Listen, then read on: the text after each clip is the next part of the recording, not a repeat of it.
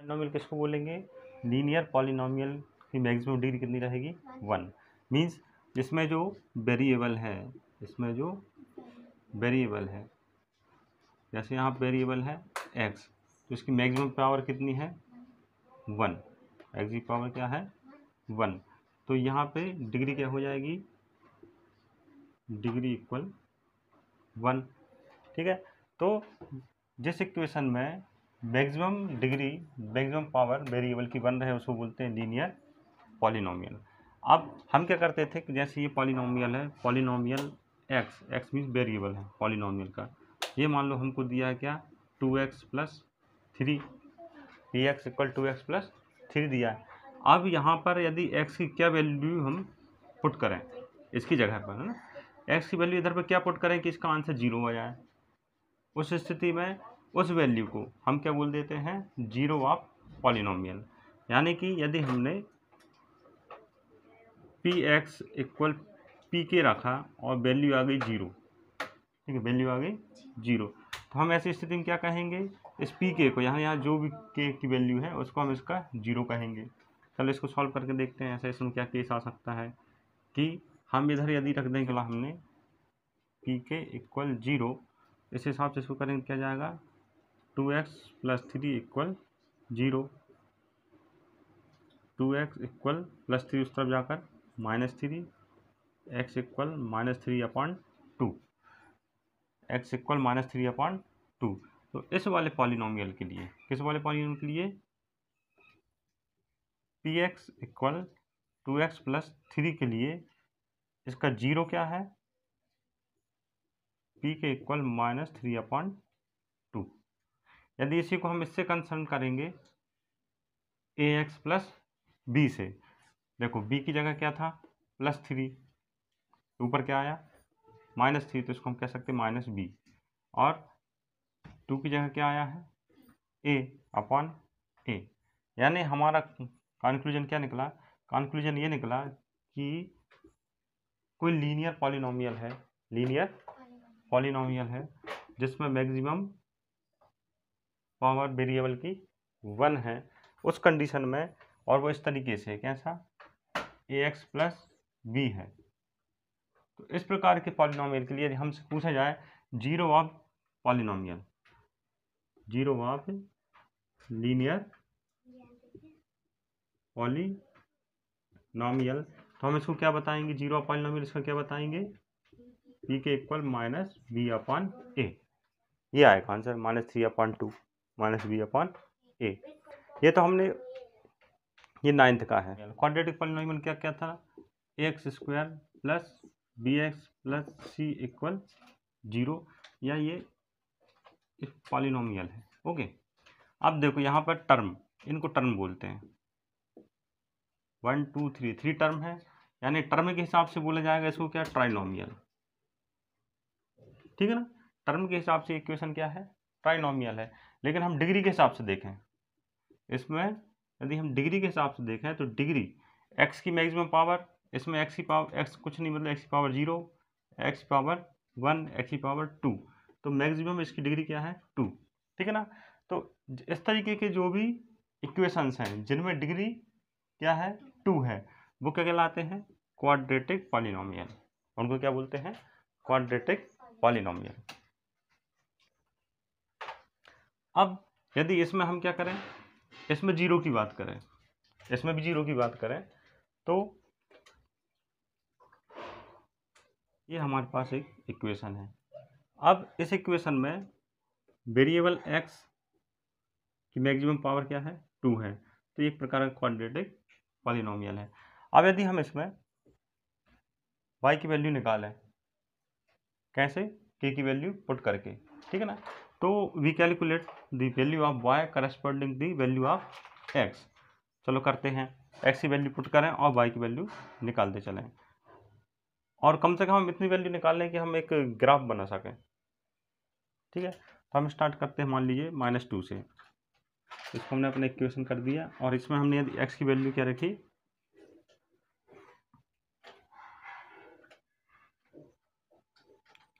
x की value -2 रखी, इधर आप -2 रखा, ठीक है, इधर -2 रखा, तो क्या जाएगा?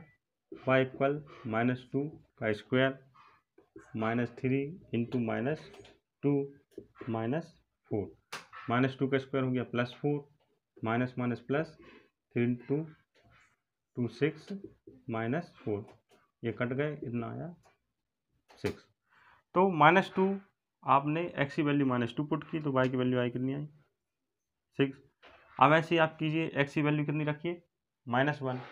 तो देखिए -1 का स्क्वायर ये क्या हो जाएगा -1 का स्क्वायर -3 इंटू एक्स तो इंटू -1 -4 ये हो गया +1 +3 -4 +4 y इक्वल 0। जब आपने x की वैल्यू कितनी पुट की -1 तो y की वैल्यू कितनी आई 0। अब ऐसे कीजिए x की वैल्यू 0 पुट कीजिए तो ये 0 का स्क्वायर 0 -3 इंटू एक्स 3 इंटू 0 0 बचा क्या सीधा -4। x की वैल्यू इसमें 1 पुट कीजिए 1 का स्क्वायर 1 3 इंटू 1 3 तो ये आएगा आपका, यदि आपने इसमें x की वैल्यू 1 पुट की है 1 का स्क्वायर -3 इंटू 1 -4 ये आ गया आपका 1 -3 -4 -2 -4 -6 ऐसे ही आप x की वैल्यू 2 पुट कीजिए। जब आप इसमें x की वैल्यू 2 पुट करेंगे तो y की वैल्यू क्या आएगी करके देख लीजिए 2 का स्क्वायर -3 इंटू 2 -4 4 6 4 ये वाले कट गए बचा क्या -6। अब यहाँ पे ये चीज़ देखने को हमको मिल रही 1 पे भी -6 वैल्यू आ रही 2 पर भी -6 वैल्यू आ रही। तो हम थोड़ा और करके देखते हैं, यानी अभी यहाँ 3 रखिए इस पर 3 का स्क्वायर -3 इंटू 3 -4 y इक्वल 9 -9 -4 ये कट गए y की वैल्यू आई -4। आपने 3 वैल्यू रखी x की वैल्यू पुट की 3 तो करस्पॉन्डिंग y की वैल्यू आई -4 पुट x इक्वल 4। जब x की वैल्यू 4 रख रहे हैं तो y इक्वल क्या जाएगा 4 square -3 into 4 -4 y equal 16 -12 -4 y equal 16 ये दोनों मिलके -12 -4 मिलके हो गया -16 y इक्वल आ गया 0। यहाँ आपने x की वैल्यू 4 की, यहाँ y की वैल्यू हो गई 0। अब ऐसे आप क्या कीजिए 5 y equal we get 5 square -3 into 5 -4 25 -15 -4 25 -15 -4 -19 y equal +6। जब हमने x की वैल्यू पुट की 5 तो y की वैल्यू हमारे पास आ गई +6। यहाँ तक हमने किया।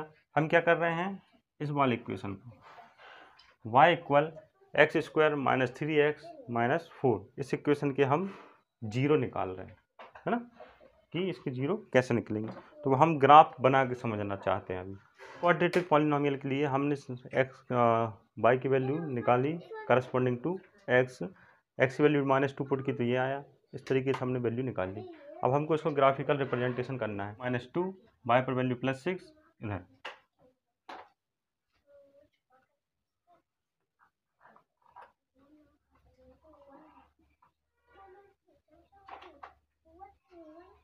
ये पॉइंट इधर आया। इसको कैसे लिखेंगे एक्स वाई करके लिखेंगे, पहले एक्स की वैल्यू लिखेंगे फिर वाई की वैल्यू। तो इधर हम साइड में लिख दे रहे हैं -2 पर +6 -2 +6। अब नेक्स्ट -1 0 -1 पे 0 कैसे देखो एक्स पर -1 ये है और वाई पर 0 ये है, इन दोनों को मिलाइए तो ऐसे मिलेगा। ठीक है, तो यहीं पर पॉइंट आएगा। यहाँ पे पॉइंट का क्या लाएगा -1 0 ये वाला पॉइंट -1 0। 0 माइनस 4, एक्स पर वैल्यू 0, वाई पे वैल्यू शो करना है -4, वाई एक्सिस ये है, इस पर वैल्यू -4 इधर आए, तो ये हमारा पॉइंट ये बना। इस पॉइंट को बोलेंगे 0 -4। नेक्स्ट 1 -6, एक्स पर वैल्यू +1, एक्स पर वैल्यू +1, वाई पे वैल्यू -6, इस +1 को इस -6 से मिलाइए,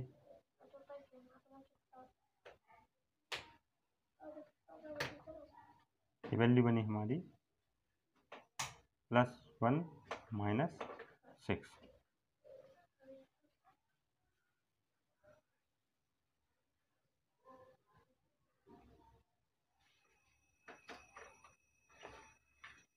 +2 -6 +2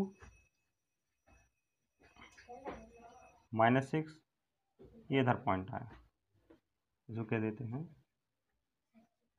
+2 -6। देखिए +1 पे भी -6 आई थी वैल्यू, +2 पर भी वैल्यू आई है -6। अब आगे बढ़ते हैं, 3 पर -4 +3 -4,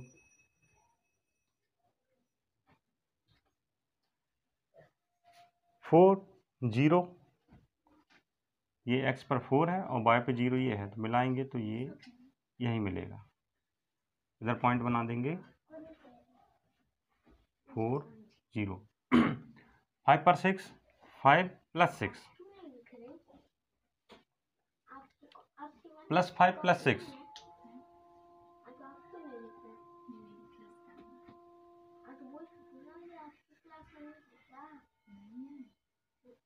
+5 + 6। इस तरीके से हमने इसका ग्राफिकल रिप्रेजेंटेशन कर लिया। अब हम इसका ग्राफ बना रहे हैं।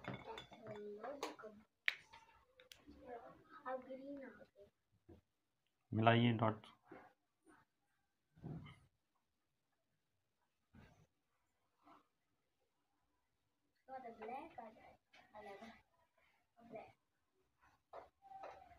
ये हमारा ग्राफ बन गया।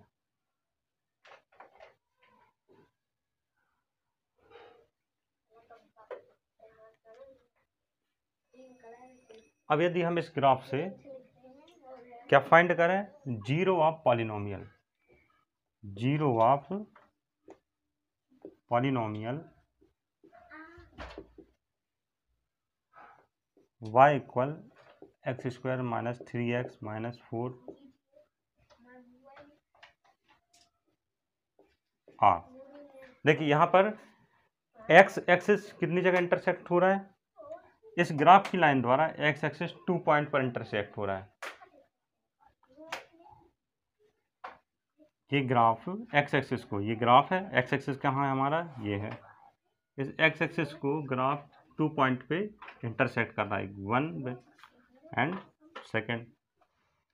हाँ, तो हम यदि बात करें quadratic polynomial y equal x² + bx + c के लिए, हम यदि इसके जीरोस को फाइंड आउट करें कि इसका जो पैराबोलिक ग्राफ है, ये पैराबोलिक ग्राफ, ठीक है। अभी हमने निकाला कि किसी क्वाड्रेटिक पॉलिनोमियल के लिए मैक्सिमम 2 जीरो हो सकते हैं, ओके, मैक्सिमम 2 जीरो हो सकते हैं, तो एक ग्राफ अभी हमने जो बनाया था वो पैराबोलिक आया था, क्लियर।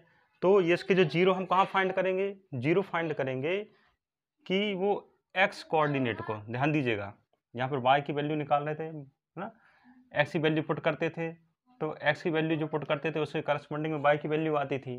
तो हमको यदि इसका जीरो फाइंड करना है तो इसका मतलब यह है कि इस इक्वेशन को जब सॉल्व करेंगे तो y की वैल्यू जीरो हो जाए, मतलब इस इक्वेशन की पूरी वैल्यू जीरो हो जाए, तो यानी कि हम वैल्यू किसकी पुट करेंगे, x की।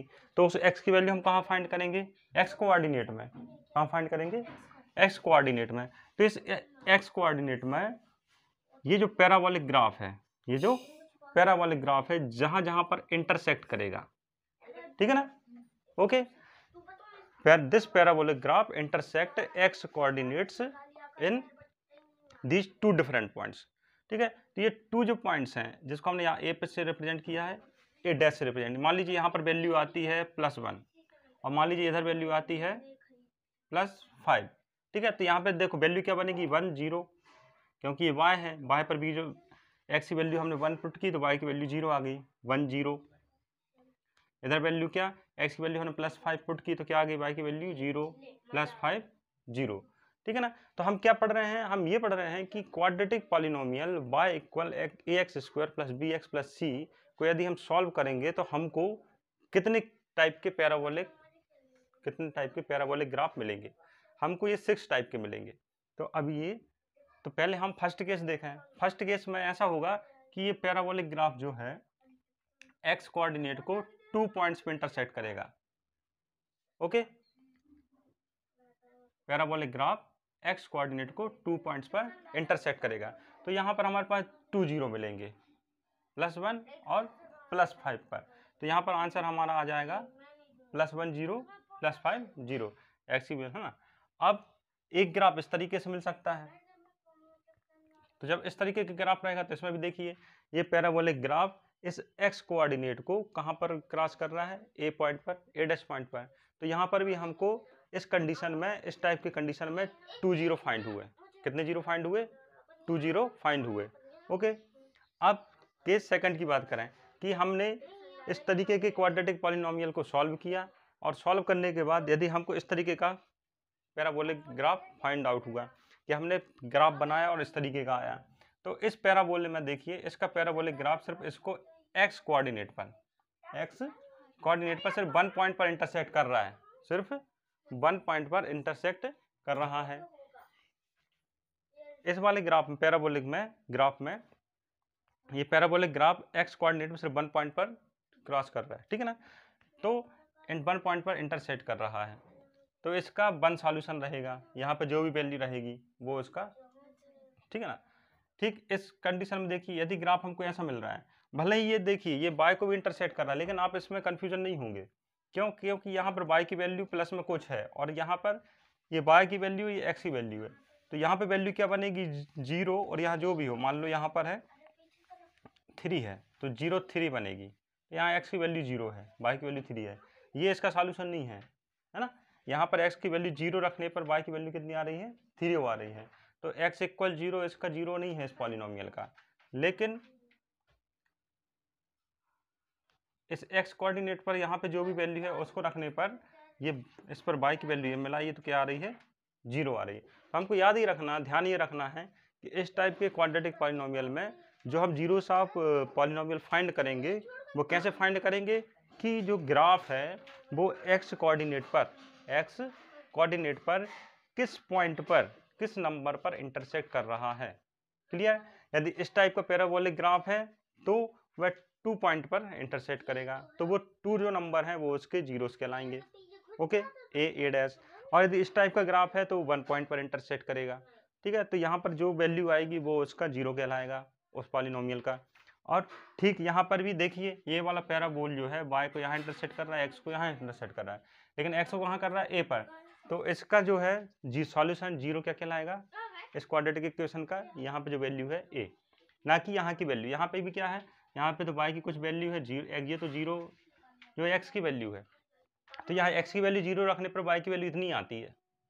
मान लीजिए यहाँ 7 है तो इसका मतलब यह है कि हमने 0 x इक्वल 0 पुट किया तो y इक्वल 7 आया, y इक्वल 0 तो नहीं आया ना। तो ये जो है ना ये इसका 0 नहीं कहलाएगा। 0 क्या कहलाएगा, यहाँ पर मान लीजिए वैल्यू है +4, तो हमने +4 x की वैल्यू पुट की, x की वैल्यू हमने +4 पुट की तो y की वैल्यू कितनी हो गई, 0। इक्वेशन पूरा 0 आ गया।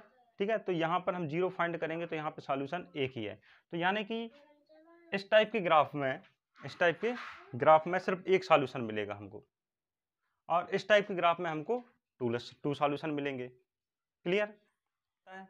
तीसरी कंडीशन कि हमको पैराबोलिक ग्राफ इस तरीके का फाइंड आउट हुआ और ये वाला पैराबोलिक ग्राफ इस x कोऑर्डिनेट को कहीं कट ही नहीं कर रहा है।